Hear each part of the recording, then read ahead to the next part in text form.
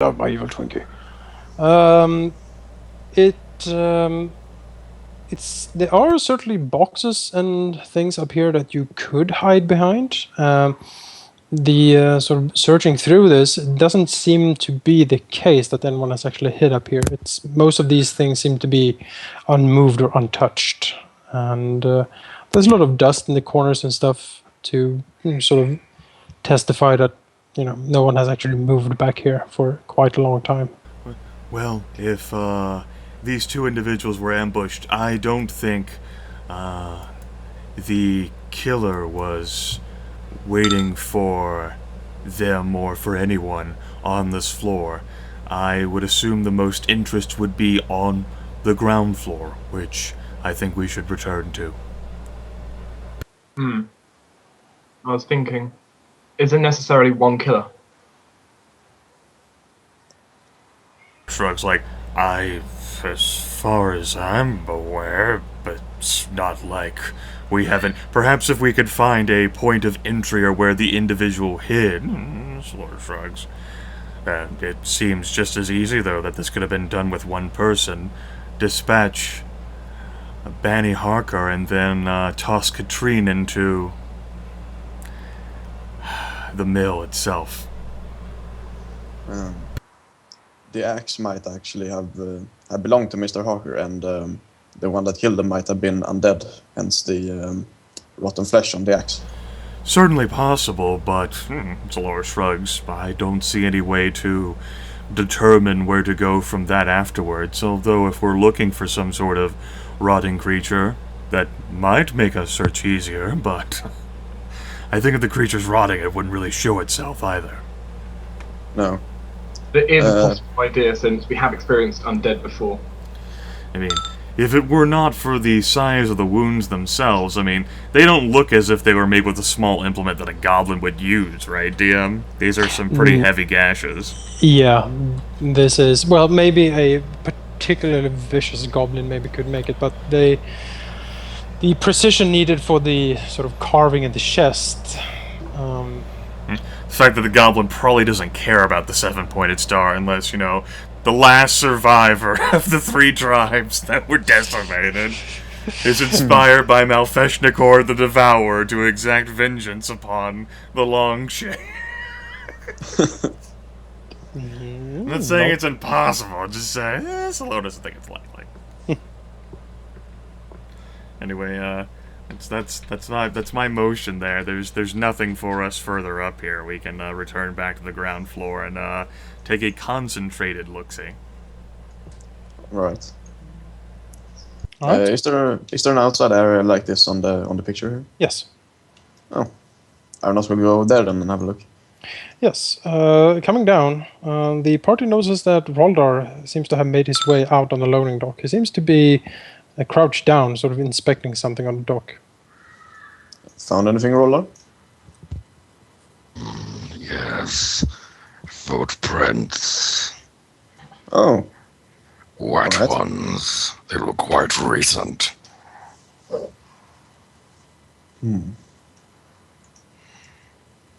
Roldar looks at them and just sort of points in the vague direction that they're leading. That way.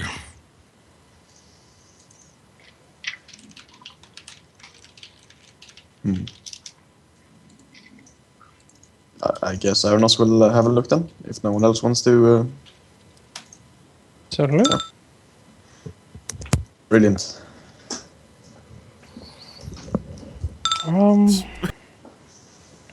Well, Alvyn's quick and darting eyes does indeed pick up the sort of trail, as it were. He would guess that yes, it seems to be wet footprints, quite sort of recent, perhaps. They seem to, when he follows them, lead sort of almost off the pier and down into the river, as if something or someone has clambered up from the water and then sort of walked inside the mill. Looks like something came out of the water. Well, that would be a point of entry. How deep is the water? Looking down, the water seems to be not overly deep. Roldar would guess maybe 3-4 meters, perhaps. Well, it's a good way of losing track. Swim down river, then slip on in. If it was an undead that did this, it could just walk on the bottom, I guess. That being said, I would expect some sort of markings that would note where the killer was leaving. Considering the violent nature of the antics, I would assume that he or she was covered in blood, particularly the feet as well, and there should be something noting how this thing left. Obviously, the river is a great way to avoid notice, but I'm not seeing any sort of blood droppings or drippings that would have let it back down the staircase and out of here. It might have jumped out the window into the river. There are several windows overlooking the river. Completely out of character. You know what would be great? Some sort of boots that let us walk over water.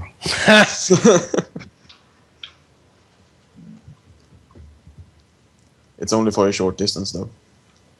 And we don't have any of those. What a shame. Arenoss will go back up and have a close look at the windows overlooking the water for any like blood trails or something like that. Okay.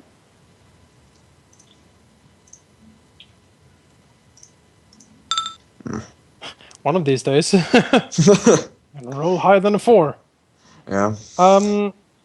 Arenoss goes up and takes a look. As I said, there are several windows overlooking the water.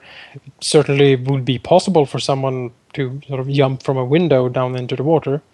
Arenoss doesn't really pick up any blood trails or anything. But then again, like there are so much blood up here that it's hard to see like specific steps. Yeah. Arenoss then will say it would certainly be possible to jump out from here, but I don't see any trails anywhere. Saloro, looking up from his position. Why, yes, I certainly think from down here that it's possible someone could have jumped into the river from up there. Yes, and Arenoss will walk back.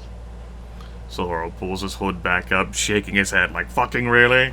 You needed to go up there and fucking find out whether someone could jump from there. I was looking for trails, goddammit. Goddamn sorcerer is fucking right. I'm not sure. Let me go take a closer look. Can I acid orb the window? Yes, brilliant. That's all that matters. Suddenly the window Destroy all explodes in damage. acid. I did it, everyone! I found out how he escaped. What? The acid orb is... Wait, what? No. Oh, God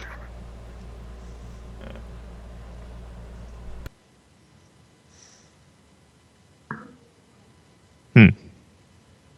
No one else wants to have a look upstairs. I'm not sure what to look for. 80% of us just had a look upstairs. Yeah, but for specific stuff, like bloodstains, trails. Well, Bloodstains, I can find. I would hope plenty of those. I would hope the blood would be specific enough. Like I mean, Yeah. I mean, if he left any other way, we would see a clear trail, I would guess. If he left out of the front entrance, we'd see a blood trail going out from there. It would Clearly, seem- if perhaps this creature is capable of leaving a lingering odor, it's possible it's capable of cleaning up blood as well, should it so choose. I would only guess, judging by the exuberance of the creature, however, and how many bodily organs it must have been carrying, that it would not have cared for such a thing. No, probably not. There are no blood trails leading down from upstairs. So, yeah, and it's sort of my question, like, are any of the organs that were taken from Banny Harker, like the eyes, or is any of that laying around here on the ground floor? No. Okay.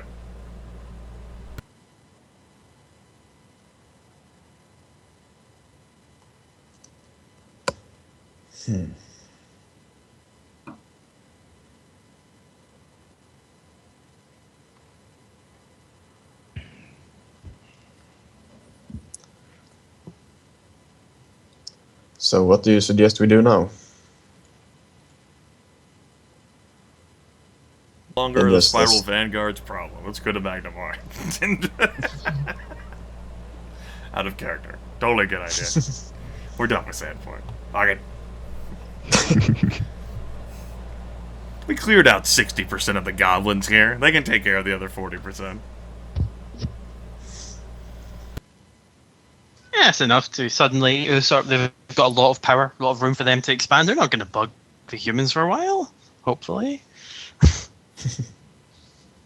And even if they do, we will be gone, so we don't care. That's right. There's a lot more food around the hinterland suddenly with 60% of the goblins dead. The other 40% of the goblins can relax for like a year, right?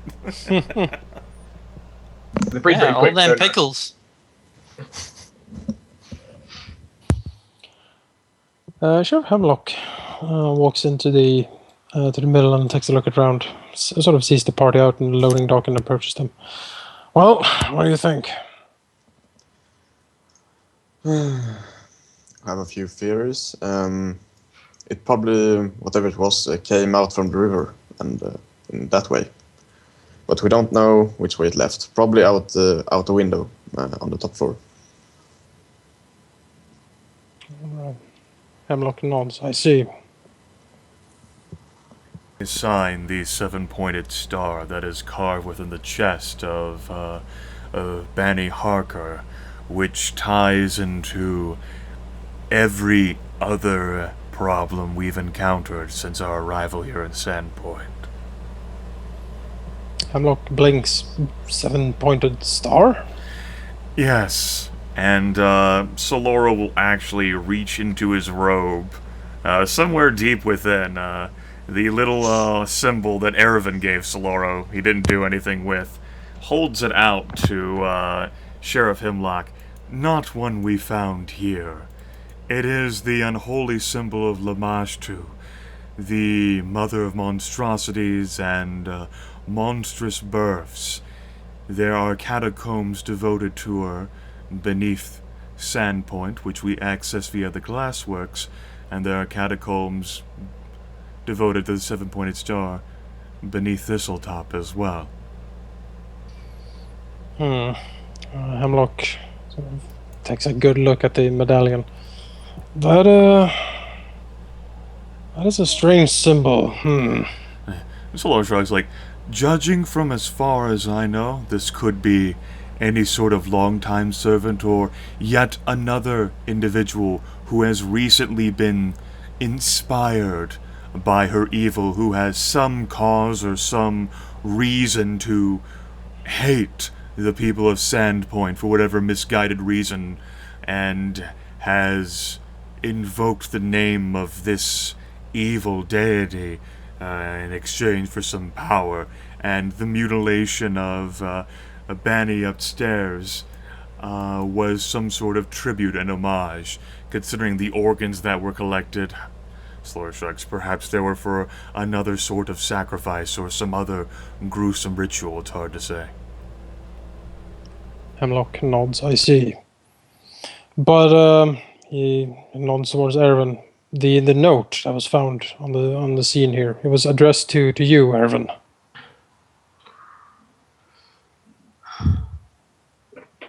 I see that, which makes me more worried every second. Speaking as just an individual who accompanies you, Erevan, it would certainly be fathomable that we have managed to offend a worshipper of Lamashtu in our actions here to aid the citizens of Sandpoint.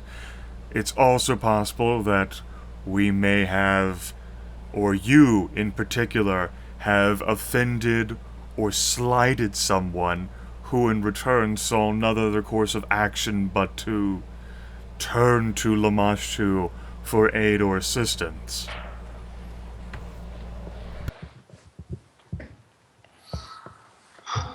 Well, I can't think of who, but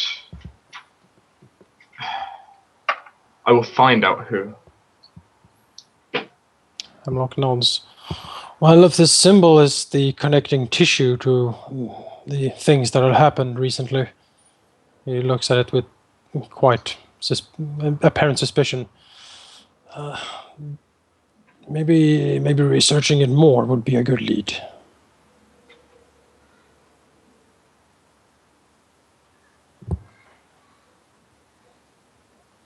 Which, in case you would wish to consult Brodar Quink for any sort of matters on that, I think you would know, Sheriff, that he would be the most ready source of information about any sort of item of this nature, given his eccentricities. Hemlock nods. I guess that is true. You say he knows of this symbol? Certainly would. I have spoken with him as well as a few other individuals about it, in search for more information about everything we discovered within the catacombs. I don't know exactly how much, and I don't know how much of that he'd be willing to share given his eccentricities, but shrugs, you're the sheriff if you can't get it out of him. Sheriff nods. I see. Well, the good sage will do well to share what he knows. This is a serious matter, and I will not allow his scholarly pride to get in the way of solving this.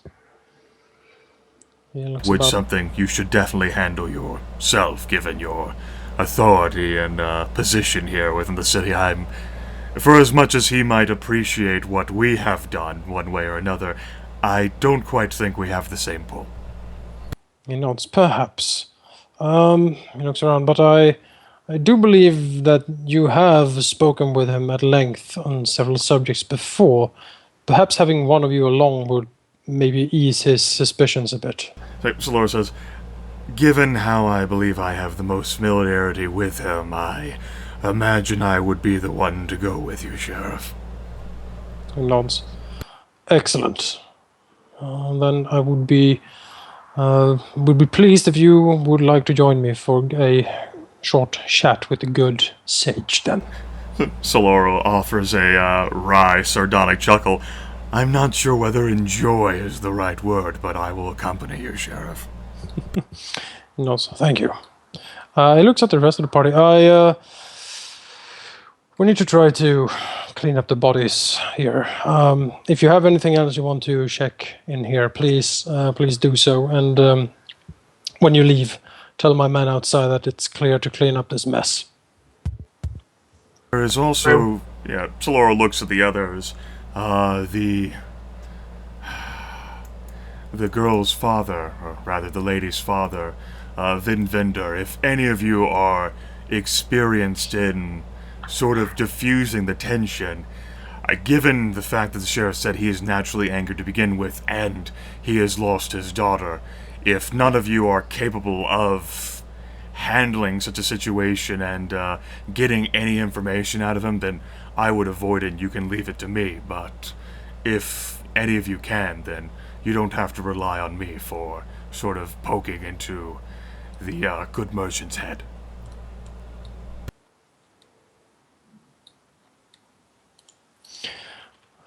Hemlock nods. Yes, as I've said, you have access to the garrison for this. If you wish to speak to any of the people we have taken care of so far, please go there. Yeah, which is my out-of-character way of saying, if any of you have diplomacy, or means by which you can replace diplomacy with another skill check, feel free to question the merchant. Otherwise, Saloro is your only hope. I mean, I have plus 8. character. I have like plus 8 certainly floating around, but... I have plus 14, so I would probably be the best, but out of character, I'm...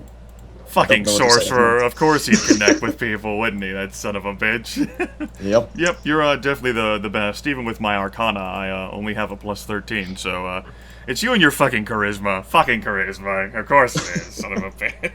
So... And yet everyone hates him. Yeah. It's because he's so charismatic. But you know what? I can make a bluff or an intimidate check with my same arcana, motherfucker. I guess, but I do have a plus 12 to bluff. Of course you do. Fucking And plus sorcerer. 12 to intimidate.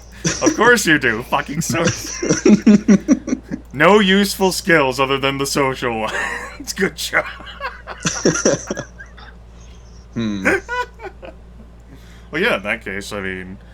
We return back to Garrison. See, you have the most familiarity here since you stayed here the longest in Sandpoint anyway, you know, speaking out of character as well, you fucking go talk to him. I didn't know that you had a plus 14, yeah, go for it. I guess, yeah, but... Besides, if you fuck this up, it's gonna be another thing, so... yeah. Arenoss, I will accompany you. IRL, I'm not that awake. Well, it's time to get awake. Yeah. I took some caffeine pills, but yeah, I don't know. It's time to take more. Listen, European, I don't That's care how much ridiculous. partying you've done. I slept for like 5 hours during this entire weekend, so Well, you know, it's time to man the fuck up. I guess, yeah. Well said. D&D is serious business. It is, yes. The internet is serious business. Speaking offhand, you know, I don't understand how I can call you European. According to Skype, you're living in Peru, man. I should call you an American. Oh yeah, that's true. I'm certainly from Peru. That's yeah. See, currently it says that you're in Peru right now. It Even al- though it it says says that I'm. even though also it says says I'm like 80 or something. So it also says that currently it's 78. 8:23 p.m. in Peru, which I didn't know. yeah, I was also born in like 1920 or something like that. Oh, so you're 78 years old according to Skype. And I suppose, since I'm thinking about it, this is a good time to ask, since we're 8 chapters in, how do I pronounce your internet call sign? Goger? Goger? Goger. Goger, okay. I just written Skype what registered your date of birth as. You know, Goger, I can go with that. That way I actually have a neutral name to call you, instead of all of my insulting ones. Good job. Yeah, you can call me Goger, Satus, or Klonkan. I knew Satus, of course. Yeah. Or I might have pronounced it Satus. Satus 21, what? Yeah, Not that's Status. fine too. Hey, guy with the creepy YouTube avatar. It's awesome, man. Alright, well, that resolves some of the party, what they're going to be doing. Saloro's going to go visit Brodar Quink. Arenoss and Erevan are going to tag team Vin Vinder. Oh my. Alvyn, I'm sure, never wants to see the city garrison ever again. I have no idea what to say, but yeah, this will be fun. Yeah, Erevan would have personally checked the basement before going with Arenoss too. I mean, Alvyn has the best eyes, so certainly he could still stay here with Roldar and, you know, talk about things. That's Yeah, all Alvin. about life. If Alvin wants to stay and look around, you can. Yeah, I mean, Evan you will stay obviously around. don't need our permission to do anything if you got a better idea. Just, you know, trying to help. Evan will leave Sandpoint and never come back again. No, Well, I'm It I'm means I'll pay. It means all of us will get more money from now on. The deputy Ah, badge good for point. 2 copper pieces. Fucking- Pawn it off. But Erevan just go downstairs, check the body of Catherine, and Yeah. then go with Arenoss. There's not much of the body as I've described before. It's quite the mess. It's basically minced meat. Alright. I have now overdosed caffeine. Hooray! Heart attack Oh, yeah. incoming! Here we go. Hey, Arenoss, into town. Instead of Goger, Gogurt. Yes! Oh god, need to find the garrison. There it is. Gogurt. There we go. Totally got it. It's a good idea, right? Brilliant! That's right. I can carry me with you wherever I go and eat you on the fly. I got it. God damn it. Gogurt Dasma, man. Yes! Don't you nibble on me, Saloro.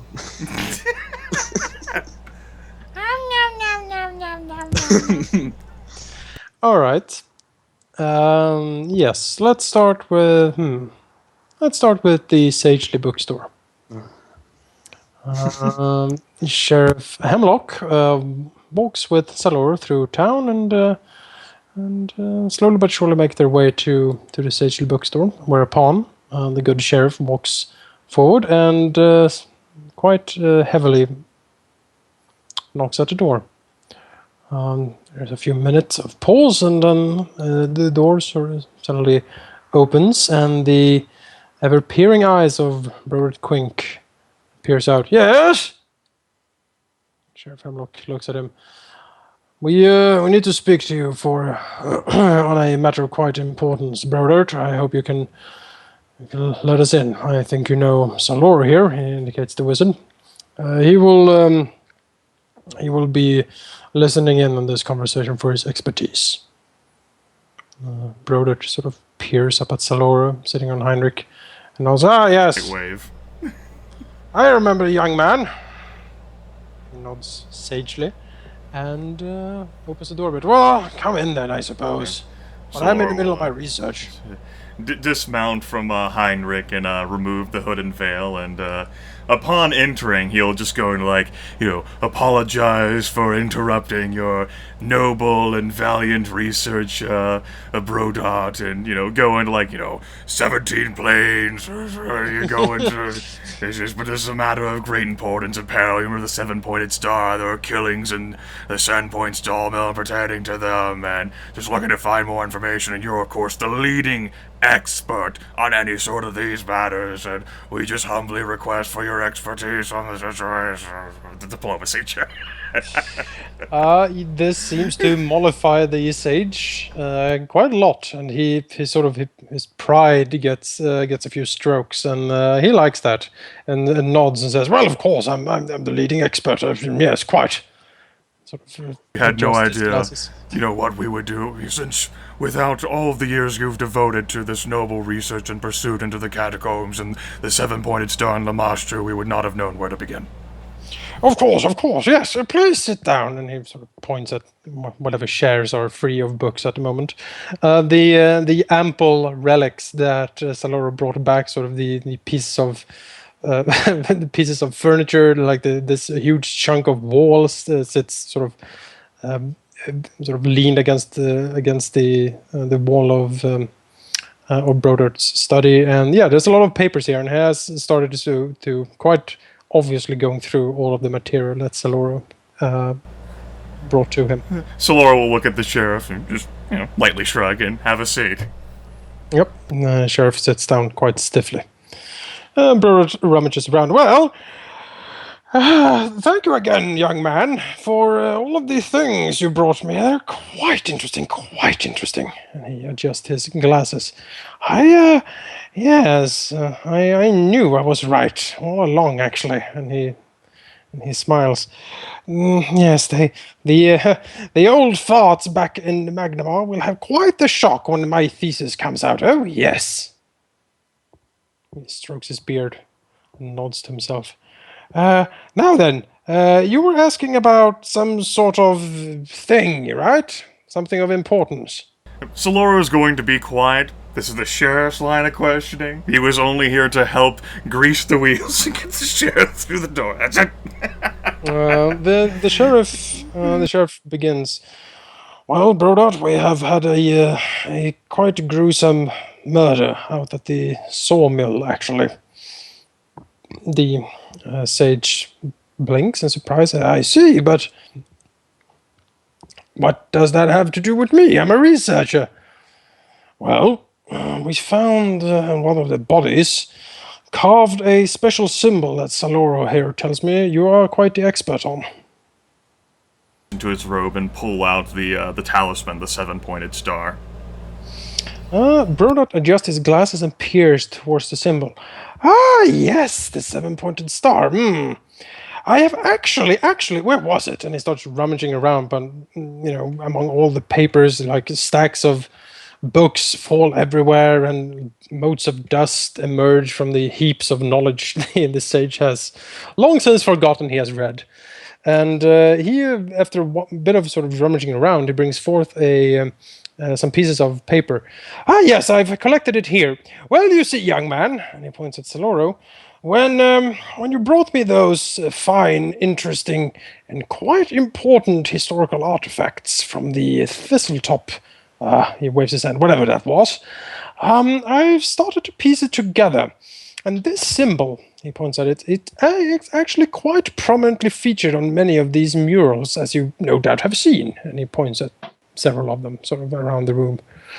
I have since been able to deduce a few things that might interest you, actually. And he nods, sort of creating a pregnant pause so that everyone in the room, at least you think so, are supposed to lean forward in anticipation. So Saloro is definitely interested in, him realizing the sage's sensitivities will certainly play along in this aspect.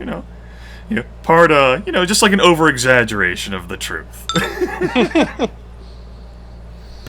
He nods. Yes, this symbol. I think, I am quite sure actually, that this must have been one of the most important symbol in ancient Thassilon.